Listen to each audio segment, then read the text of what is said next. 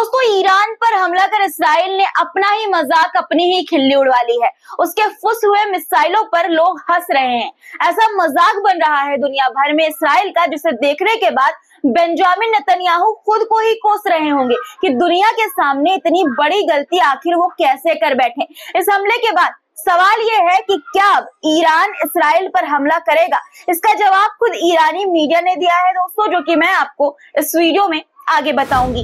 वहीं खबर यह भी है कि ईरान के 2 सैनिक शहीद हो गए हैं और अब ईरान और इसराइल जंग के बीच सऊदी अरब की भी एंट्री हो गई है। जी हाँ दोस्तों, सऊदी अरब ने डंके की चोट पर कहा है कि इसराइली हमला अंतर्राष्ट्रीय कानूनों का उल्लंघन है। सऊदी अरब का पूरा बयान आपको विस्तार से बताऊंगी, सुनाऊंगी। इसके अलावा दोस्तों, खबर ये भी सामने आई है कि ईरान को इसराइल के हमले की जानकारी पहले से ही थी। जी हाँ दोस्तों, बिल्कुल सही सुना आपने। ईरान को इसराइल द्वारा हमले की जानकारी पहले से थी। किसने उसे ये जानकारी दी थी, ये भी मैं आपको इस वीडियो में आगे बताऊंगी। साथ ही ईरान पर हमले के बाद इसराइल में ऐसा खौफ है कि खुद उनके ही नेता यानी कि इसराइल के नेता नेतन्याहू पर बरस रहे हैं और अब बड़ी बड़ी डींगे हाँक रहे हैं। दोस्तों, मुझे तो अब सोचकर ही खुशी हो रही है कि अब अगर ईरान जवाबी हमला करेगा तो इसराइल का क्या हाल होगा, क्योंकि ईरानी मीडिया का दावा है कि ईरान जवाबी कार्रवाई करेगा। इन तमाम खबरों पर विस्तार से चर्चा करेंगे, देखते रहिए पूरा वीडियो। द लाइव टीवी, सच सबसे आगे। आदाब दोस्तों, मेरा नाम है मिसबा खान और आप मुझे द लाइव टीवी पर देख रहे हैं।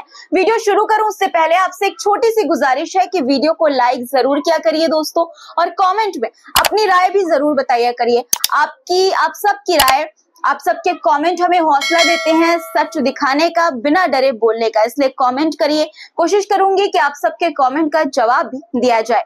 अब आते हैं खबर पर। सबसे पहले आपको इसराइल के ईरान पर हमले के बाद सऊदी अरब ने जो कहा है, जो बयान उसने दिया है, जो बयान उसका सामने आया है, वो बताती हूँ। इसके बाद आपको इसराइल की किस तरह से खिल्ली उड़ रही है दुनिया भर में सोशल मीडिया पर दोस्तों, वो दिखाऊंगी। दोस्तों, सऊदी विदेश मंत्रालय ने ईरान पर इस्राएली सेना की कार्रवाई की निंदा करते हुए कहा है कि ये तेहरान की संप्रभुता और अंतर्राष्ट्रीय कानूनों का उल्लंघन है। बयान में स्पष्ट रूप से कहा गया है कि सऊदी अरब क्षेत्र में बढ़ते तनाव और संघर्ष के विस्तार को अस्वीकार करता है।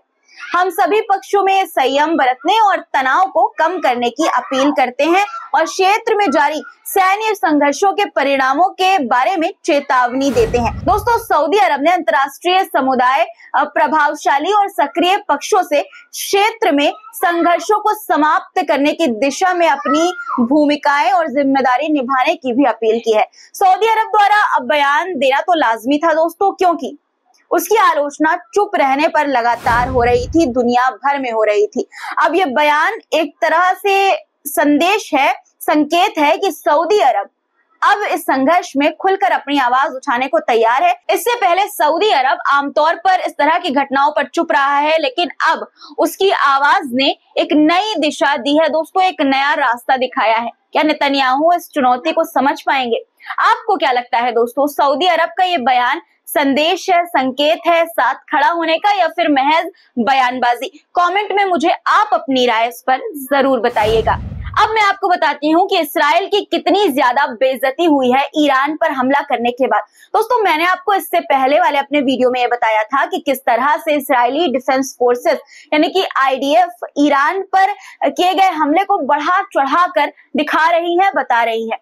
इसकी तस्वीरें इसराइल की ओर से दोस्तों बाकायदा ऐसे जारी की जा रही है जैसे कि उसने ईरान को तबाह कर दिया हो, लेकिन असल में ईरानी मीडिया ने इसराइली एयर अटैक से होने वाले नुकसान को मामूली बताया है।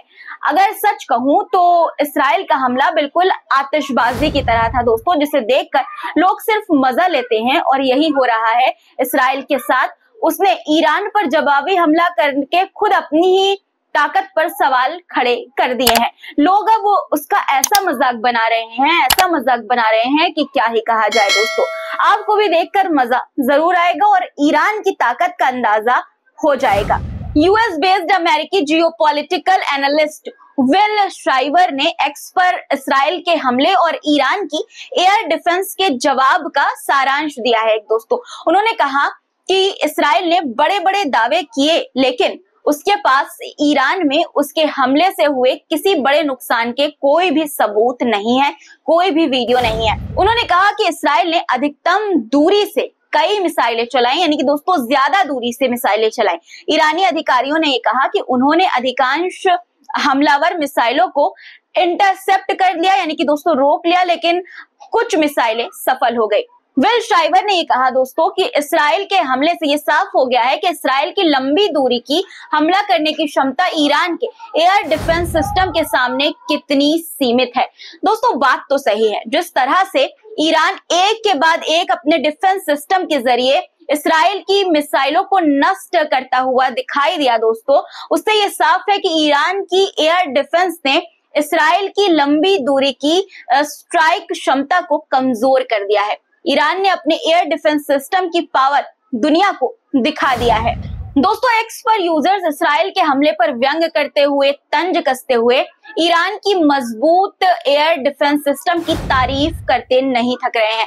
पत्रकार मोशी ने ईरान की एयर डिफेंस के जवाब की सराहना करते हुए, तारीफ करते हुए कहा कि ईरान ने साबित कर दिया कि उसका एयर डिफेंस बहुत मजबूत है।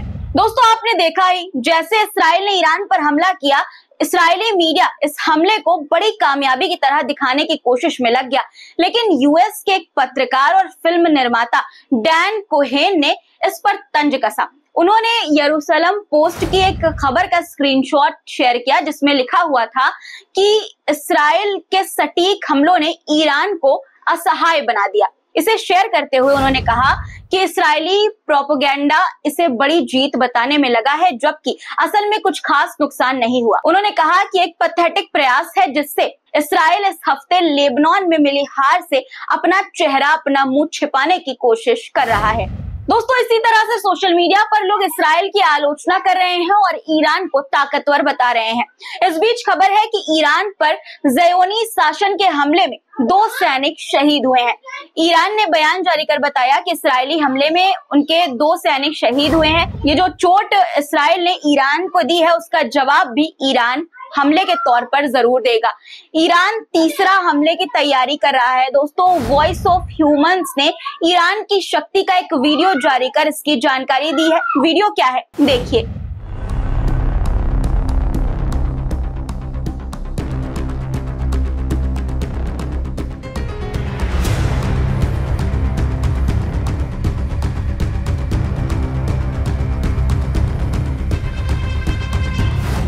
दोस्तों ईरानी मीडिया का भी दावा है कि ईरान जवाबी कार्रवाई करेगा। तेहरान अपने ऊपर होने वाले किसी भी हमले पर अपने सेल्फ डिफेंस के रूप में जवाबी कार्रवाई करने का अधिकार रखता है।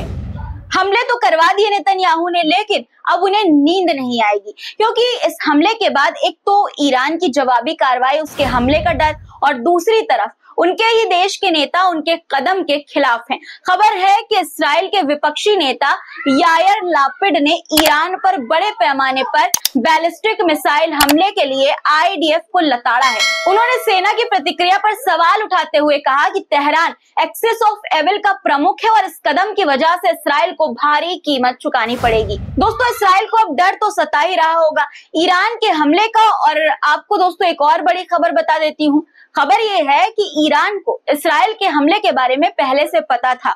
स्काई न्यूज सऊदी अरेबिया ने बताया कि ईरान को हमले की जानकारी पहले ही हो गई थी। एक अज्ञात सूत्र के हवाले से बताया गया कि रूस ने आज सुबह होने वाले इस्राएली हवाई हमलों से पहले ईरान को चेतावनी दे दी थी। रिपोर्ट में कहा गया है कि इस्राएल द्वारा ईरानी सैन्य ठिकानों पर हमले की घोषणा करने से कुछ घंटे पहले खुफिया जानकारी प्रदान की गई थी। इसके अलावा एक और बड़ी खबर दोस्तों आ रही है जॉर्डन से। जॉर्डन दोस्तों, जहां पर एक तरफ जॉर्डन में बड़े पैमाने पर गजा और लेबनान के समर्थन में और ईरान के विरोध में प्रदर्शन हो रहे हैं। लगातार आए दिन प्रदर्शन की तस्वीरें दिखती रहती है। उसी जॉर्डन ने ईरान की मदद की है। जी हाँ, बिल्कुल सही सुना आपने। जॉर्डन के हवाई क्षेत्र से ईरान पर हमला करने वाले ज़ियोनी शासन के युद्धक विमानों की तस्वीरें भी सामने आई है दोस्तों। तस्वीरें आपकी स्क्रीन पर है, आप देख सकते हैं, जिसमें साफ तौर पर नजर आ रहा है कि जॉर्डन के हवाई क्षेत्र में इजराइल के हेलीकॉप्टर उड़ रहे हैं दोस्तों, ऐसा खबर में बताया जा रहा है। अब दोस्तों मैं इस पर ज्यादा कुछ नहीं बोलूंगी, आपकी राय जानना चाहती हूँ। जॉर्डन की मदद पर अपनी राय कमेंट में जरूर लिखिएगा। और दोस्तों क्या आपको लगता है कि ईरान अब जवाबी कार्रवाई करेगा?